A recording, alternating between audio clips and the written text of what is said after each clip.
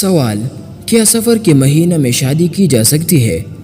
کچھ لوگ کہتے ہیں کہ صرف سفر کے پہلے 13 دن سختی کے ہوتے ہیں، لیکن بعض لوگ کہتے ہیں کہ سفر کا پورا مہینہ ہی سختی کا ہوتا ہے، اس لیے سفر کے مہینہ میں شادی نہیں کرنی چاہیے۔ براہ کرم مجھے اس کا جواب جلدی بتائیے، کیونکہ سفر کے مہینہ میں میری شادی کی تاریخ رکھی گئی ہے۔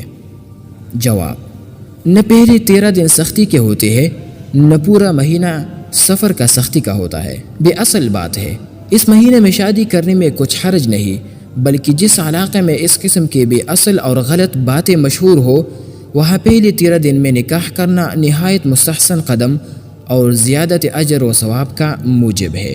فتاوی دارالعلوم دیوبند۔ سوال: کیا یہ کسی حدیث سے ثابت ہے کہ سفر یا 13 تک کا مہینہ بری مصیبت سے بھرا ہوا ہے؟ کیا اس مہینہ یعنی سفر میں خاص طور پر مرد افراد کی جانب سے بہت زیادہ صدقہ دیا جانا چاہیے؟ کیا اس مہینہ کے برے اثرات حدیث میں مذکور ہے؟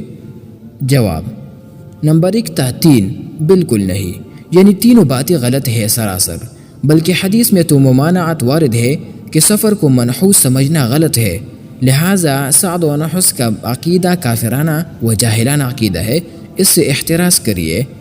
فتاوی دارالعلوم دیوبند۔